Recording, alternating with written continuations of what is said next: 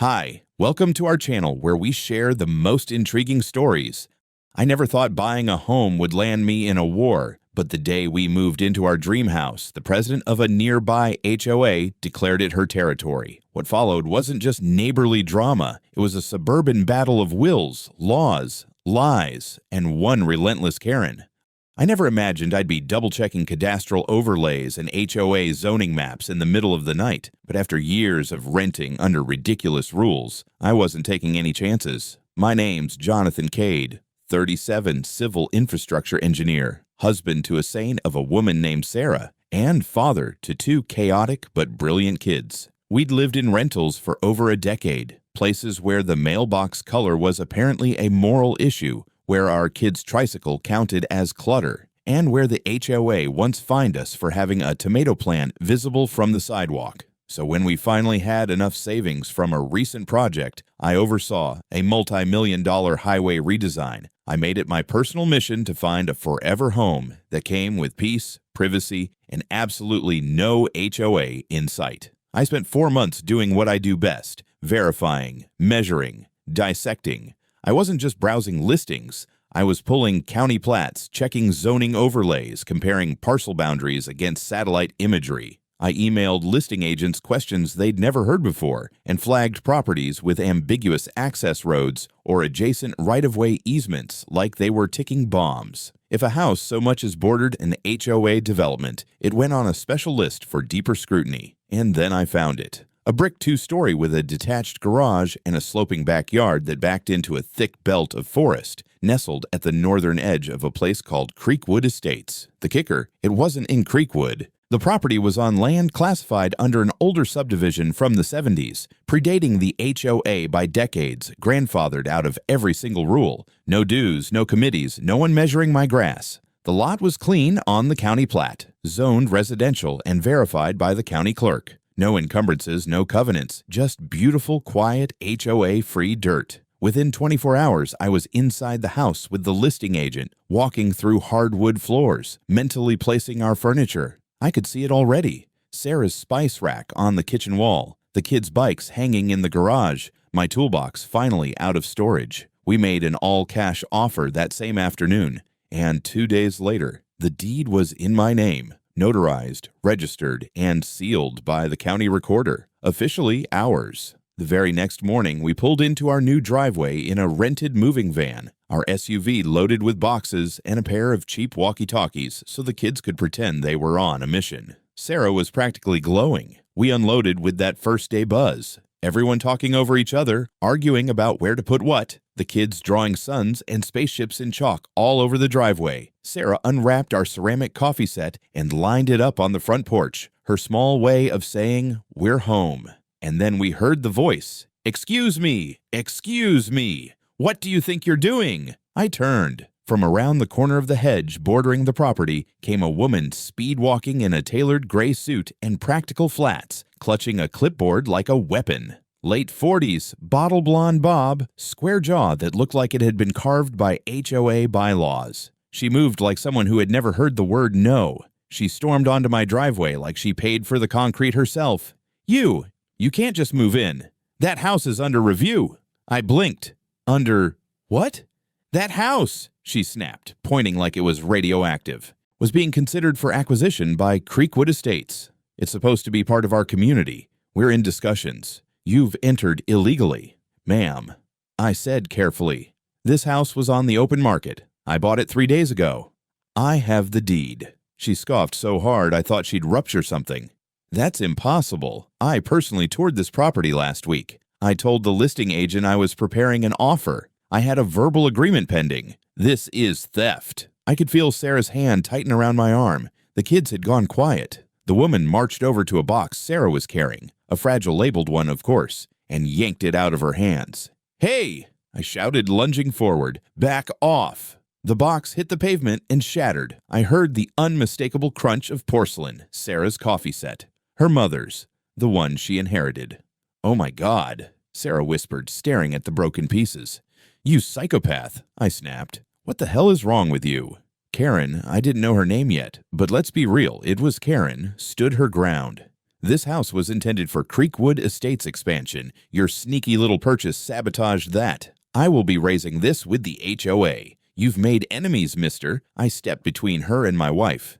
Lady, we don't belong to your HOA. This property is outside your jurisdiction. She glared at me like I'd kicked her dog. I am the HOA, Karen Sherwood, president of Creekwood Estates. This is our domain. We're not going to let some out-of-town opportunists come in and ruin our uniformity. I pointed at the moving truck. My family is moving into our home, and you're trespassing. Back off before I call the cops. Karen looked like she was calculating something. She pivoted, walked to the hood of my SUV, and, no joke, dragged her key right across the fender with a deliberate screech. I warned you, she hissed. This won't go your way. There are rules here. I pulled out my phone and opened the camera.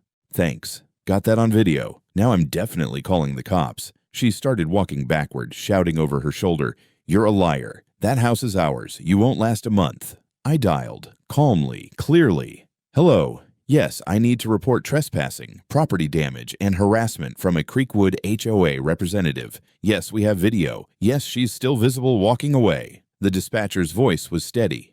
"Understood. Officers are en route." I hung up, turned to Sarah, and said the only thing that made sense. "Welcome home." The officers arrived faster than I expected. Maybe it was the words trespassing and property damage in my call, or maybe they just knew Karen Sherwood all too well. Either way, within 15 minutes, 2 squad cars rolled into my driveway, one cruiser parking sideways across the curb like they were expecting a hostage situation. A tall African-American officer stepped out first, sunglasses on, expression unreadable. His name tag read R. Maddox. The second officer was younger, paler, clearly new. His hand hovered a little too close to his holster, probably wondering why we were still standing here and not hiding behind the couch. I greeted them halfway down the drive, camera still in my hand, adrenaline still pulsing like electricity behind my ears. "You made the call?" Officer Maddox asked. "Yes, sir. Jonathan Cade. I'm the property owner, the woman who just left, Karen Sherwood. She trespassed, assaulted my wife with a box, smashed our property, keyed my SUV, and shouted that this home belonged to her HOA. I have video of all of it." Maddox raised an eyebrow, calm as stone. "You say you're the owner?" I handed over the folder I'd prepared just in case something like this ever happened. Certified deed, county plat with property boundaries, time-stamped bill of sale. All neatly tabbed because, well, I'm me. Maddox flipped through the papers. "Creekwood Estates. You're outside of it." "Confirmed it myself." "The HOA stops 5 feet from my fence. This house predates their association by at least 20 years. It's not subject to their governance." The younger officer muttered, "Then what's she doing here?"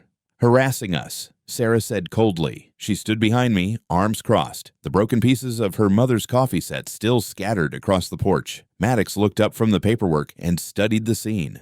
"All right, do you have that video?" I opened my phone, pulled up the footage, and played the part where Karen grabbed the box, dropped it, screamed about Creekwood's domain, then dragged her key across the fender like she was signing a death certificate. Both officers watched in silence. The younger one let out a low whistle. Maddox nodded once. "Yeah, that's criminal trespass, vandalism, and destruction of private property at minimum. And she put hands on your wife?" She yanked the box right out of her arms. No pushing, but enough to make it clear she had no boundaries.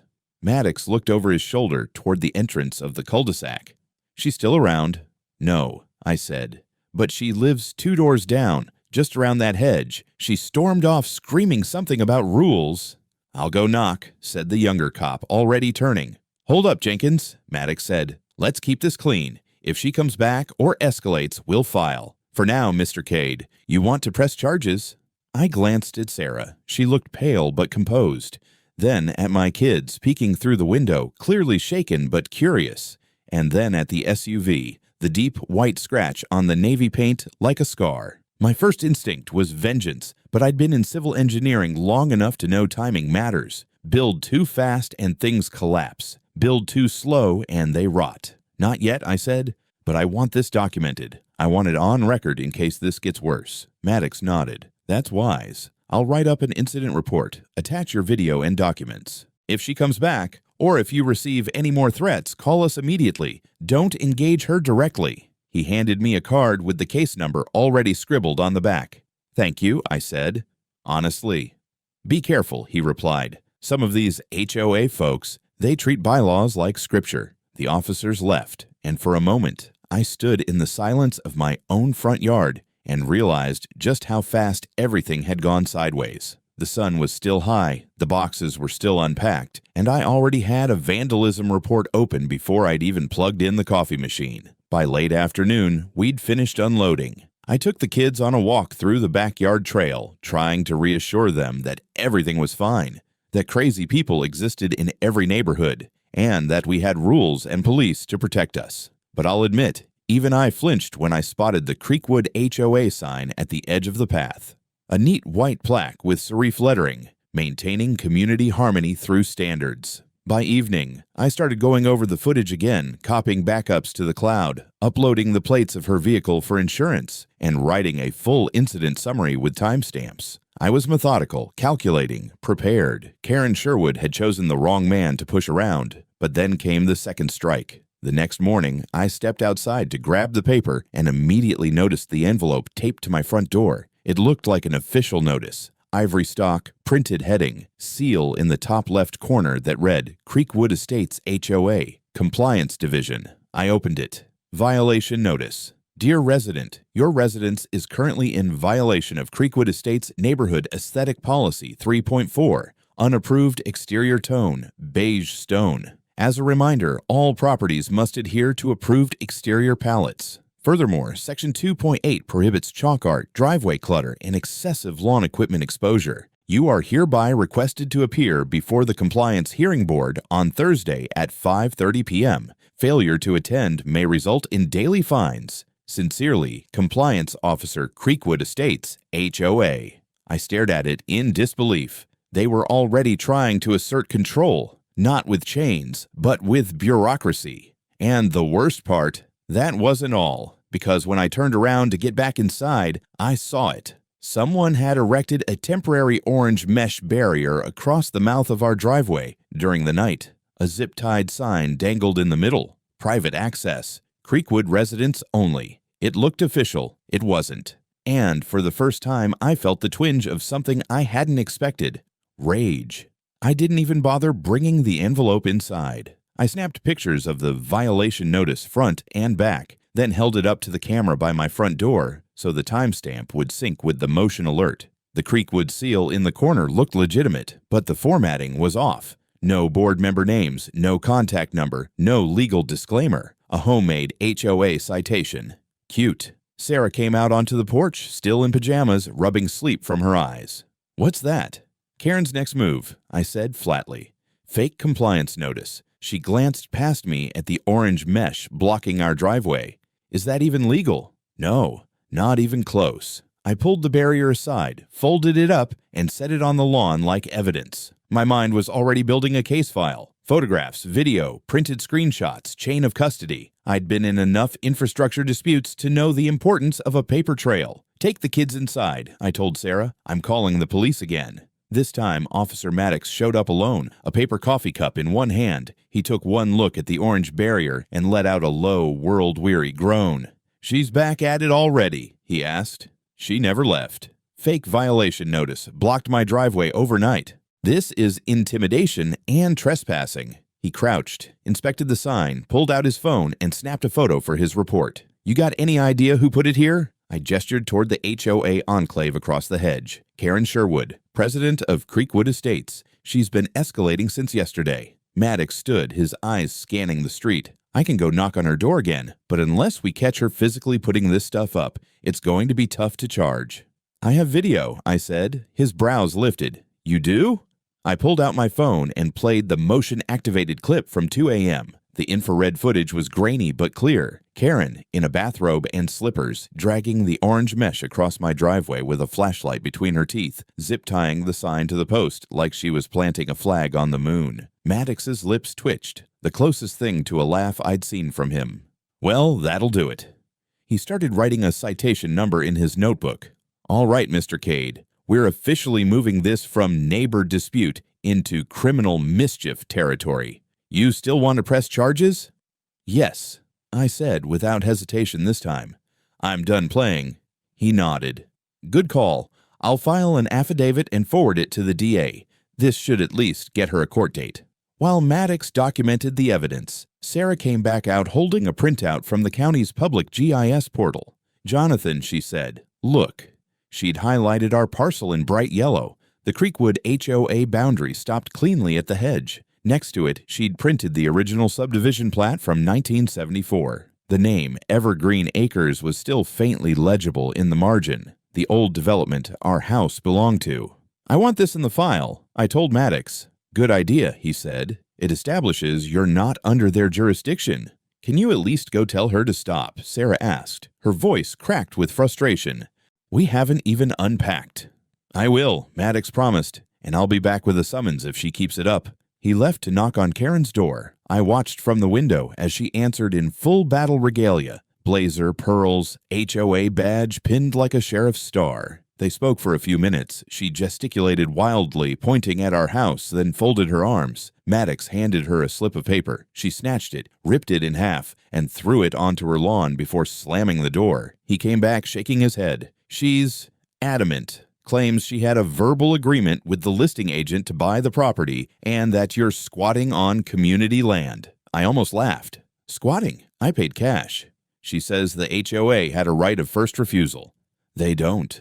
"I know," Maddox said. "She's bluffing, but she also said she's going to prove your lot is inside Creekwood by producing maps." I exhaled slowly. "Let her try." Maddox gave me another card. "Call me directly next time. If she steps foot here again, we'll arrest her."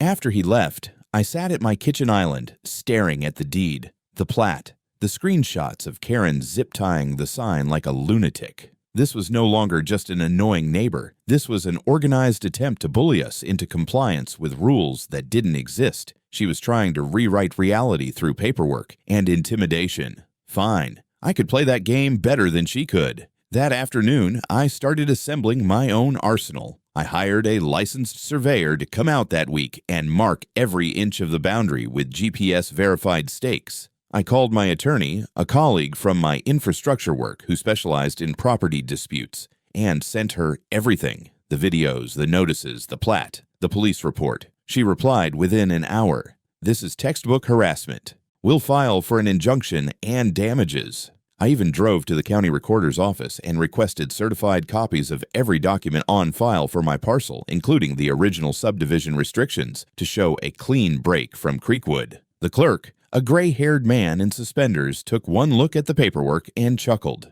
"Sherwood again," he muttered. "That woman's been trying to annex half the county since she got elected HOA president." By the time I got home, Sarah had cleaned up the broken coffee set, and the kids were playing in the backyard trying to build a fort out of moving boxes. For a brief second, everything looked normal. A family settling into a new home. Then my phone buzzed with a new email notification. Subject: Compliance Hearing, Mandatory Attendance. From Creekwood Estates, HOAOutlook.com.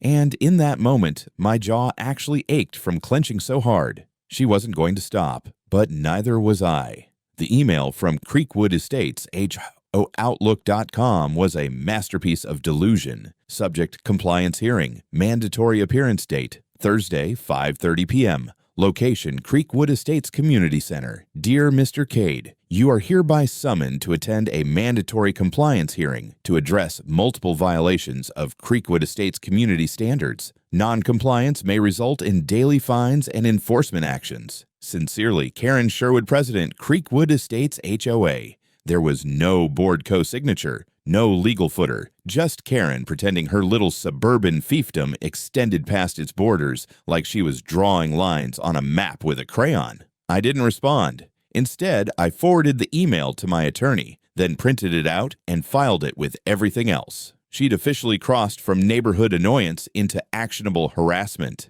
2 days later, the surveyor arrived, an old-school guy named Marty with sunburned forearms, a laser transit tripod, and no patience for nonsense. He spent 5 hours walking the perimeter of my property, placing GPS-marked stakes every 20 feet along the hedge that separated my yard from Creekwood Estates. By dusk, the line was undeniable, a dotted red boundary running in clear, legal geometry. We were not part of the HOA. Sarah stood beside me, watching as Marty packed up.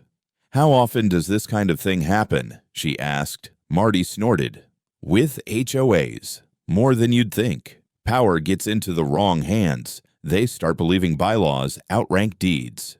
The next morning, I got up early and placed small placards along the survey line. "Private property not subject to HOA jurisdiction verified by county surveyor." By 10 a.m., the response came. Karen returned. I heard her shrieking from across the lawn before I even saw her. "Unauthorized signage. This is deception."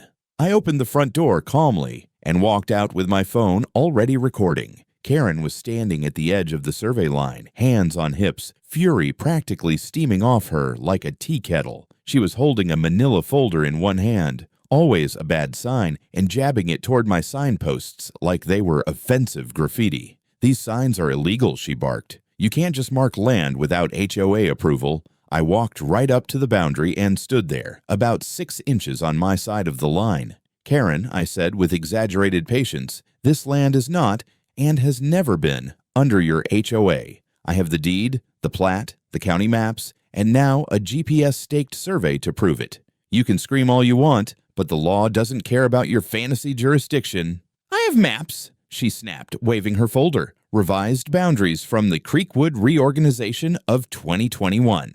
I blinked. "Did you just say Creekwood Reorganization like it's the Treaty of Versailles?" "I'm serious," she shouted. "These were approved at our annual meeting." "By whom?" "Your book club.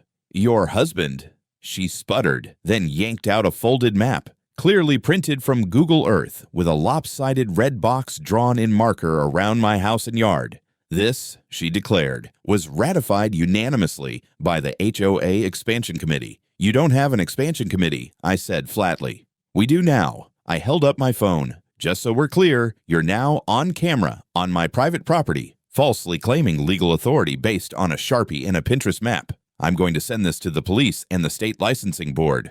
"You're a thug," she spat. "You and your kind don't belong in Creekwood." Something in her face cracked when she said that. It wasn't just rage anymore, it was desperation. I could see it in the trembling fingers, the red-rimmed eyes. She'd bet her identity on this HOA fantasy, and now it was slipping through her fingers. She didn't know how to be a normal neighbor. She only knew how to rule. Without another word, she stormed off down the sidewalk, leaving the fake map behind like it was radioactive. I picked it up, bagged it in a Ziploc for evidence, and walked back inside. Later that evening, the next wave came. A physical letter shoved through my mail slot. This one had real Creekwood HOA letterhead. But again, no board vote, no verification, just a demand. Failure to appear at compliance hearing will be considered an admission of guilt. It felt almost comical, like being threatened by a middle school student council. But I wasn't laughing, because the deeper this went, the more dangerous it became. Karen wasn't just trying to intimidate me,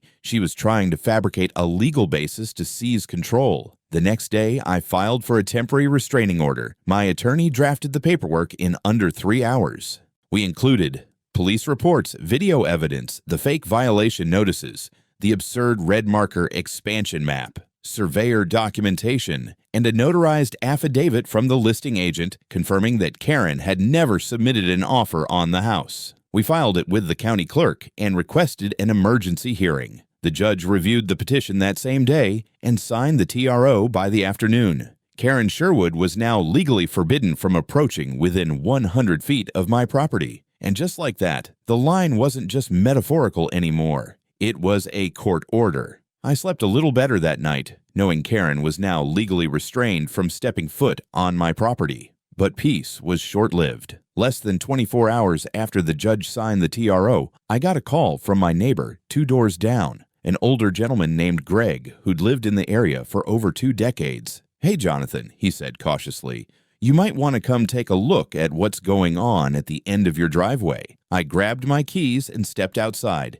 And there it was. Someone had erected a chain barrier across the entrance to my driveway, secured with padlocks on either side. Attached to the chain was a bright orange sign that read, "Private access. Creekwood Estates residents only. Violators will be towed." I stared at it in disbelief. It was welded to 2 steel poles rammed into the gravel, clearly not a temporary installation. Sarah came out behind me. "Are you kidding me?" she said, incredulous. Nope, I muttered, already dialing 911. The responding officer arrived within 15 minutes. A different one this time, a young guy named Ortega, who looked equally baffled when I showed him the survey markers and the restraining order. I explained that I hadn't installed the chain and that it was currently preventing me and my family from accessing our own home. Ortega took one look at the lock, shook his head, and said, "Let's treat this as what it is. Illegal obstruction of private access. Want me to cut it?" "Yes," I said, "but I want photos of everything first, and a report." We documented the entire setup, the chain, the sign, the poles, even the tire tracks leading back to Creekwood's service alley. While Ortega radioed in the vandalism report, I sent everything to my attorney and emailed a copy to the judge's clerk. Then Ortega took a bolt cutter from the back of his cruiser and snapped the chain like a twig. "Want me to remove the poles, too?" he asked. "No," I said. "Leave them in. They're evidence." By mid-afternoon, I had a second copy of the police report and a follow-up call from the HOA licensing board. Apparently, they'd received my complaint and weren't pleased. They requested I submit all materials for a formal review of Karen Sherwood's certification status. I dropped everything into a shared folder: the videos, the maps, the survey results, the fake notices, the restraining order, and now, the driveway incident. The real kicker came later that evening, just after sunset. My doorbell rang. I checked the porch camera feed and saw a tall, graying man in a blazer holding a folder and what looked like a clipboard. He wasn't a cop. He looked more like a government type. I stepped out cautiously. "Can I help you?" "Mr. Cade, my name's Alan Kirkwood. I'm with the State Department of Consumer Affairs. We received a priority complaint about a potential HOA boundary violation and the unauthorized use of regulatory signage. Mind if I ask you a few questions?" I couldn't help but laugh. "Sir, I've got a full dossier waiting for you." He spent the next 45 minutes sitting at my dining room table, reviewing documents, watching video footage, and taking photos of the fake notices. When he saw the red marker boundary map Karen had submitted to the county office, yes, she actually tried, he blinked twice and muttered, "Jesus, that's not even legal stationery." "What does this mean for her?" I asked. "Well," he said, closing his folder, "using the HOA seal for personal retaliation, filing unauthorized notices, installing physical barriers on a non-HOA parcel. That's a cocktail of violations. At minimum, she's looking at disciplinary action and license suspension. Depending on what else we find, maybe criminal referral." Sarah brought us coffee as he stood to leave. "One more thing," he said at the door. "She filed a complaint about you, too." I raised an eyebrow. "Of course she did. She accused you of harassment, intimidation, and, quote, aggressive signage. We're investigating both sides, but from everything I've seen today, you've been remarkably restrained." He handed me a business card. "We'll be in touch." That night, I reviewed all the footage from my external cameras and backed everything up to a private cloud, just in case. The next morning, I walked outside to grab the paper and found something new nailed to the side of my mailbox. A flyer, color-printed, laminated, urgent notice to all Creekwood residents. A hostile infiltrator has illegally taken possession of the house at 112 Fern Hollow Road. He is not a member of our community. He is violating our architectural standards and safety expectations. He is surveilling neighbors with hidden cameras. He has rejected friendly attempts at resolution. Creekwood Estates demands immediate corrective action. Karen Sherwood, HOA president. She was going public now, spreading propaganda, trying to turn the neighborhood against me like this was a Cold War leaflet drop. What she didn't know, or chose to ignore, was that Fern Hollow Road wasn't even in Creekwood Estates. And this was the final push I needed. I was done waiting for institutions to catch up. I filed the civil lawsuit. It was a three-pronged attack: defamation based on the flyers and public statements, vandalism and property damage documented in police reports, abuse of authority, and fraudulent use of HOA status supported by the survey, restraining order, and state board investigation. My attorney called it one of the most textbook cases of HOA overreach I've ever seen. Karen Sherwood was about to face something far worse than an angry email. She was about to face court. The morning after filing the lawsuit, I woke up to find my inbox flooded. Local news outlets, HOA bloggers, even a real estate podcaster had somehow caught wind of the chaos at 112 Fern Hollow Road. Apparently, Karen's flyers had been seen by someone with a blog, and once my neighbor Greg gave a quote and linked the restraining order, the whole thing went mildly viral in the local scene. HOA president claims ownership of home she didn't buy, read one headline. Another just said, Karen gets cuffed. I wasn't celebrating yet, but it felt like the tide was turning. Meanwhile, Karen doubled down. That same afternoon, 2 HOA volunteers, probably her loyal disciples, walked the sidewalk outside my house, clipboard in hand, pretending to do an external visual compliance review. I watched them from my garage camera as they measured my mailbox and took pictures of my front yard like I was a zoo exhibit. I stepped outside. "Can I help you?" They stiffened, clearly not expecting a confrontation. "We're here on behalf of the Creekwood Architectural Committee," one said. "You may be in violation of design codes." "You're on private property," I said flatly. "Back up off my grass and save that script for someone actually under your jurisdiction." They shuffled away. I noted their faces, saved the footage, and emailed it to my attorney as part of the ongoing harassment claim. Later that evening, we got a knock. Not a doorbell, a hard, aggressive knock. When I opened the door, 2 sheriff's deputies stood there, one already resting his hand near his belt. "Mr. Cade, we received a report of surveillance abuse and potential zoning fraud. May we come in?" Karen had filed a report. Again. I handed over the court order, the property deed, the zoning classification printout from the county office, and, just for flair, the official boundary overlay map with a red circle around my house marked not in HOA.